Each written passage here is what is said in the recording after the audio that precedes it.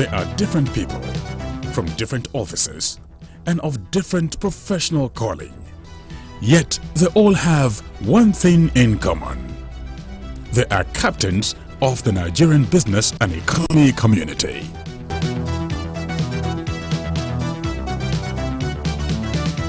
EOM Business Network. So much for one broadcast. Hello there. A very beautiful morning to you, and many thanks indeed for joining us on yet another episode of the EOM Business Network. Oh yes, and just in case you're watching the program for the first time, well, the EOM Business Network is a weekly in-depth report and analysis as it relates with operators of businesses, economy, and the emerging markets. I am Elkanah Ogenovo Mawari. On this week's package of the program, we shall take a look at the advertising industry in Nigeria, and we shall be talking to the Managing Director and Chief Executive of Noah'S Ark Communications Limited, Lanre Adisa. And now face-to-face. Sit back now, relax yourself as we unfold the details. Please stay with us.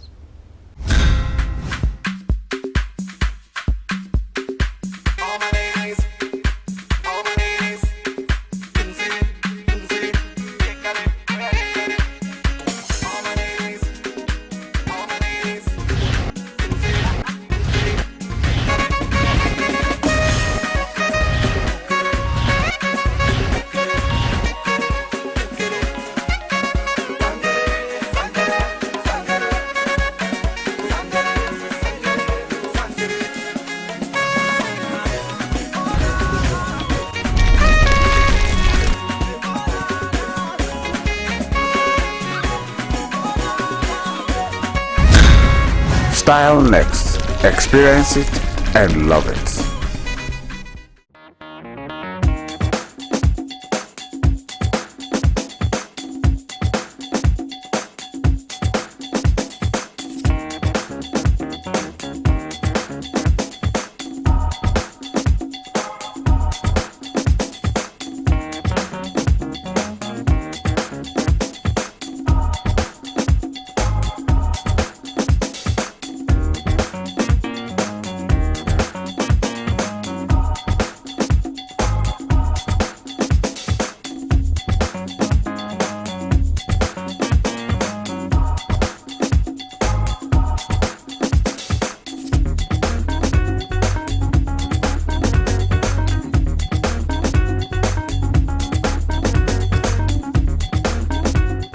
The idea of Noah'S Ark came about sometime in 2007, quarter of 2007. And prior to that time, I never had any inkling that I was going to, run an advertising agency. I used to say outright, that's not for me. I mean, I'm a creative person, and I'd rather end my career as a creative person. I'm still a creative person. I mean, I'm the executive creative director of the agency even now. I combine that with what I do. I had a reflection of sorts in terms of the generation, that I belonged to, in terms of the generation of 1990, early 90s, late 80s. And I couldn't really, I checked all around me on the horizon. There was not one person from that generation that was doing anything that we could say, okay, we're leaving a legacy behind. You could look at the generation before us and say, oh, these were brave men who did X, Y, Z for the industry.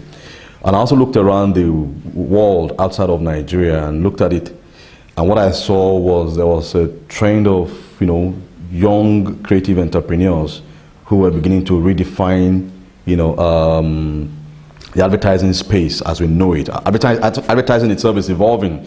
It's not the old traditional thing that it used to be. And the people who were making the difference were mainly from the creative community. It's interesting to note also that here in Nigeria, people before now, starting off agencies were mainly business people, and we also thought, let's leave it to the business people. But when you look at the agencies that they even affiliate to, they were all started by the creative people, or at least they were all built around the creative people. Your Saatchi and Saatchi, your Leo Burnett, your DDB, that is Bill Bembach and the rest of them, because that's what we sell. That's what clients buy into, the creative solutions that we bring to the table. I had a reflection that particular day. I was like, okay, what's going to happen? What am I going to leave behind?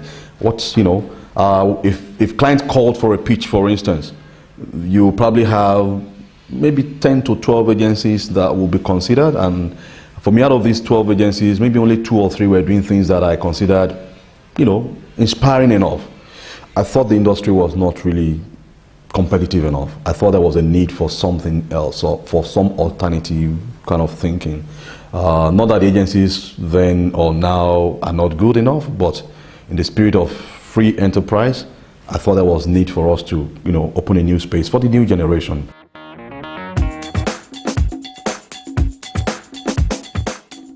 Build an agency that will be in the league of the agencies that are actually, respected and building strong brands, out of Africa. Now, I mean, it's very deliberate to say out of Africa, because oftentimes we are always like, hey, you want to compare yourself to, wherever out there. The thing is, there's a universal language of creativity. And when people talk about Africa, there's something called the GUN report, G-U-N-N. What the GUN report does is this: at the end of every year, it collates all the awards that have been given out to all the different agencies.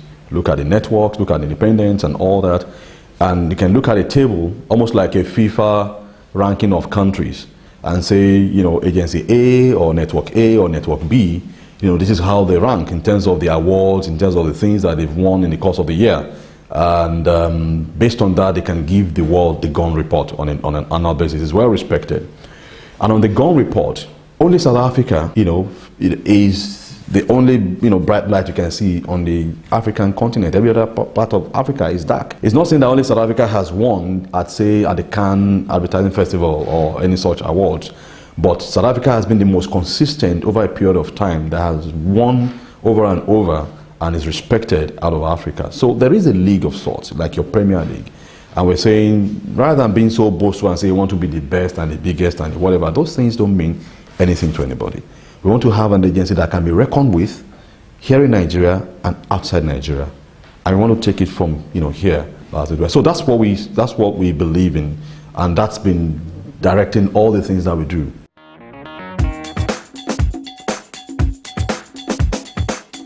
People tend to talk about what we do as those guys know something. There's always something fresh about what they bring to the table, because we don't necessarily go out trying to, just do it for the sake of doing it. It is a business, and every brand differs from one to the other. There must be something about that brand that differentiates it. There must be something about our understanding of the Nigerian audience, the Nigerian people, the culture, and we must be able to re-engineer pop culture, re-engineer things around us and say, look at things that people see they're used to, but turn them around and find fresher ways of doing it. So that freshness, I think people could perceive that when we got on the scene, and that still drives us, and we don't stop there. The fact that we're also daring, because of the vision of we want to be in the league of best advertising agencies in Africa.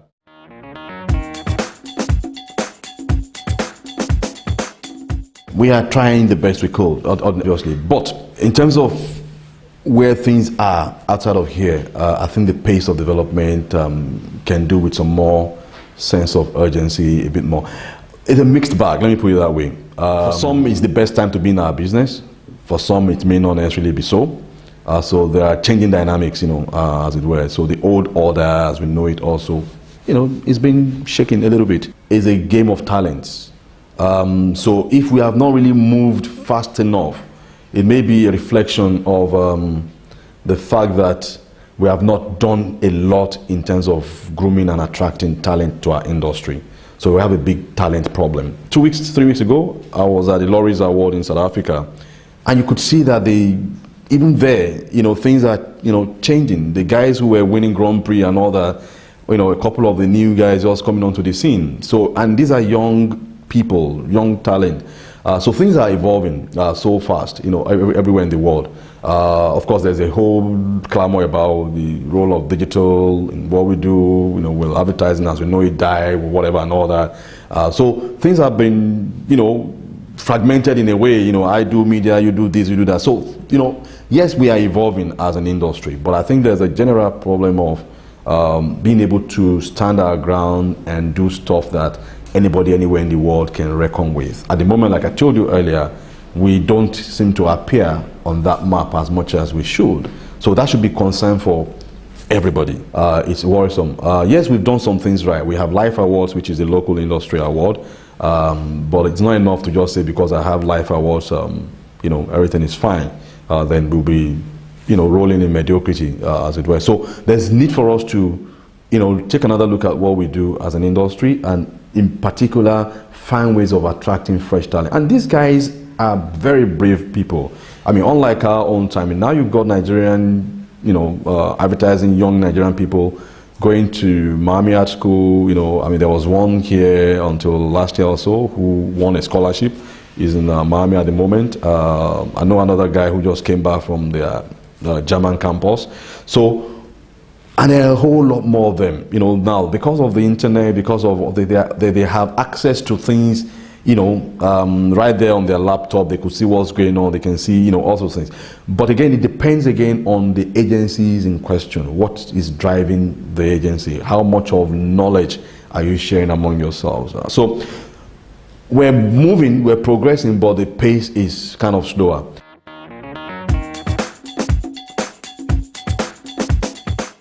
I think it's a big systemic problem to some degree. I mean, we all know the story of Nigeria. Advertising at some point, you had the indigenization thing, and it became a Nigerian affair, and this happened and that happened, and we had the era of affiliations, late 80s, going into the 90s, and just come back and review all that, of what benefit has that been to our industry.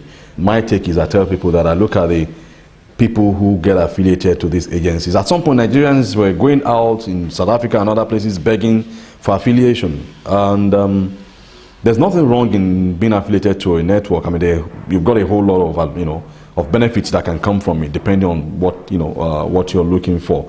But I think people were looking for businesses more than anything else. They were looking for, that will give me access to some roster accounts. I can have this, I can have that. It's not a crime. You're very right in terms of the fact that we seem to be too inward looking. The world doesn't go that way. There must be, must be open to new things from outside. It must be able to get, some fresh thinking into the environment without losing the core of who we are, as an industry, as a nation. But I think it's a Nigerian thing basically. But if other industries are thriving and making things happen, and you've got Nigerian musicians being celebrated globally. I was in like I said, I was in South Africa, and two things happened. At the point they were going to award the Grand Prix, the first Grand Prix for the first night, the music that heralded the winners was the music of the band. As a Nigerian, I was like, oh, wow, so the music is good enough to cross borders and be the one that this group of South Africans, would use for something, this big. And the second day, I went to a part of Cape Town, around the mall. I was in a hurry to just go back to my hotel, and there, they always have street performance, and these guys were performing what? Abiledi, fella, right there in South Africa. So what we need to look at is, don't lose the core of who we are, but do we have something that is ours, that chronicles who we are in a creative way, in an engaging way, that you can send it to any part of the world and people will say, wow, I can get that, and I know it's coming from XYZ. So that is the point we need to push our craft. And this has happened in other countries. I can tell you about Brazil, tell you about India, and a lot of countries in South America, who have been able to break that ceiling. And if we do it and do it right, nobody's waiting to give you a license. Nobody's going to give you a license. All you need to bring to the table is how audacious you are, and it's your story. You're not trying to mimic somebody. We're not trying to, outwest the West in terms of the things that we do.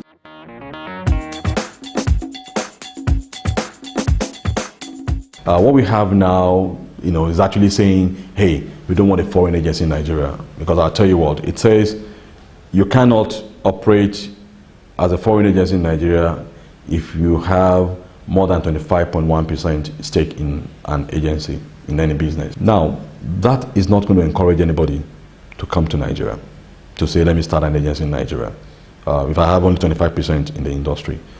It may just be okay for now to say, hey, the Nigerians are taking their industry very serious. You can't just, walk roughshod over Nigerian agencies.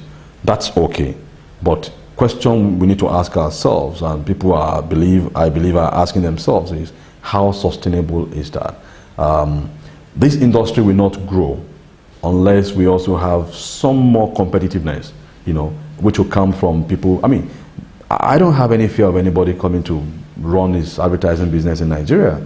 The thing that will differentiate us is how well we understand the audience that we're talking to, and how well our work resonates with them, and what clients think as well. I do know what the challenges are. On the part of some of those agencies coming from outside, they've also been a bit too bullish on their part. It's like you want to come in there and run everything and run the Nigerians out of it. That we should not encourage. But I think there must be some midway where we allow these guys to come in, but make it attractive enough for them to also invest in people, in our industry. Because the thing is this: when they come to Nigeria, they cannot bring 100% all the people that they need. They must work with Nigerians. They must work within this environment. They must work in a way that can also raise standards here and there. Whatever they're bringing from their environment must be able to impact on our environment, in a way that we can raise, standards generally. And they will employ Nigerians as well. They will buy into Nigerian agencies, and in the process, these guys will also, work with a new orientation perhaps, or a renewed orientation. And over time, because this has happened in other markets, in China, in India, and all that. We're not saying, I would not be one for, push the Nigerians away. But let's have a situation where Nigerians will have control, controlling shares, the controlling stakes in their business. You can ensure that as an industry. You can say, oh, you know what, you have 51% of your business, or you have whatever your business, you have 60% of business, and somebody has 40% of the business. So that way, for both parties, it's worthwhile that I can actually put something behind the market and make it grow. So I think there is need for, it may not happen right away, but I think it's something that is bound to happen at some point. We cannot, in the world of globalization, like you rightly said, we cannot choose to say, hey, you know what, we just play in our own corner. Right now, that's what we're doing. Nobody will find this market attractive enough to say, I'm going to put my money in Nigeria. And that can happen. The economy is growing stronger. Despite all the challenges that we face as a nation, the economy is growing. And that is enough attraction for people to say, let's put some money in Nigeria. The advertisers will come. And there's nothing stopping them from coming, in their own case. So you have more of the foreign direct investment. You have more of the multinationals, putting more stuff into Nigeria. So who do they work with? So I think it's going to happen. That I may not perhaps hold a very popular opinion on this, but that's my belief. I don't shy away from saying it, that it's got to be a 50-50 thing going forward.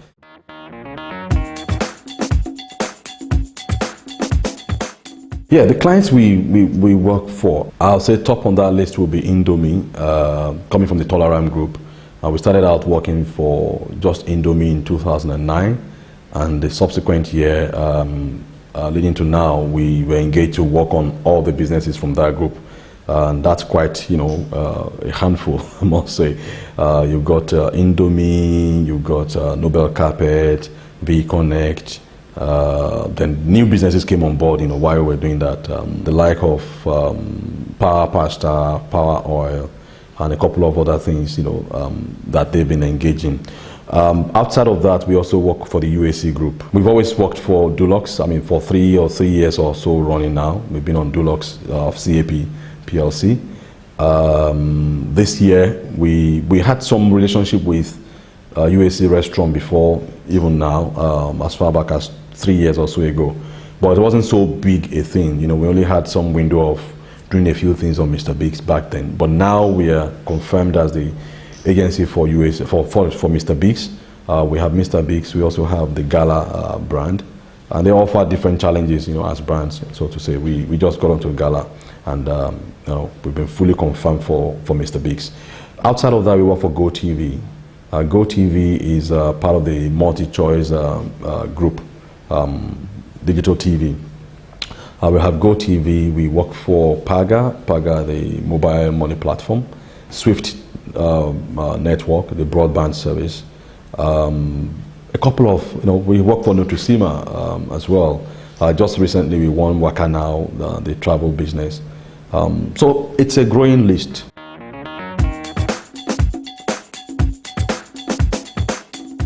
My name is Lanre Adisa, like you know. I never thought I would be in advertising, let me put it that way. I just walked into this industry. Back in my university days, I was into, things of the art. I was into acting, I was into writing, I was into campus journalism. The written word has always been, a big thing for me. If I perhaps didn't do this, I probably would have been in university, or I actually thought I would have a career in creative writing, so to say, but advertising took a lot of that from me. So I just thought I was going to write, so fair enough, I ended up writing, for advertising. And I've been engaged at that level, at different levels. I like to use my hands. I like, discovering people, and I think I've played a bit of that role in terms of all the places I've worked, and I see the people who came into the business, through me one way or the other, and they're doing very well today. And I look at it and I feel very good. I always tell people it's like the difference between buying a potted plant and actually, buying the seedling, or doing it yourself and seeing it grow. So that is very much after my heart in terms of knowledge sharing, in terms of doing things. So I engage a lot in facilitating seminars, workshops, and all sorts of things like that, as well as going to some universities to talk about advertising and all. I'm interested in something, and that's why I'm saying I'm a boring advertising person. I tend to concentrate too much on advertising. I don't have time for other aspects of life. But my drive is that we are able to, either working in my agency or with other people or what have you, that we can take Nigeria to that, put it on the map of the world, that this is what we do. We do work that can be respected. And anybody who is doing that, you call me, I'm ready to do it anytime. I hope that before I retire, that people will start respecting Nigerian advertising.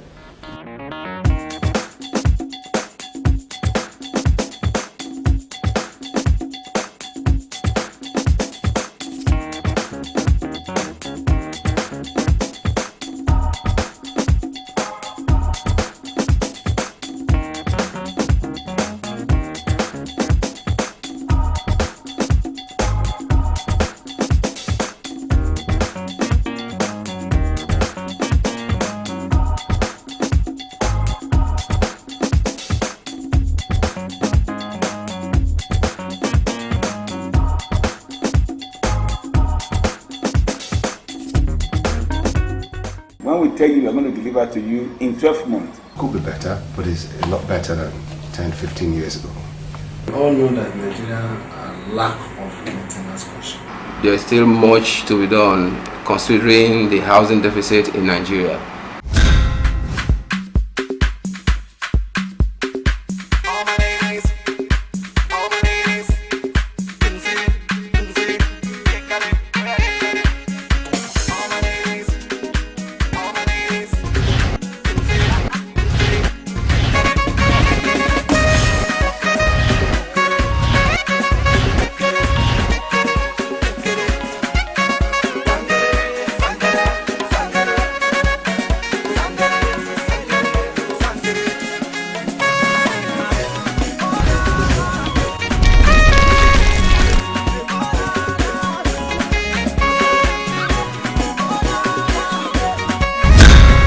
Style next. Experience it and love it.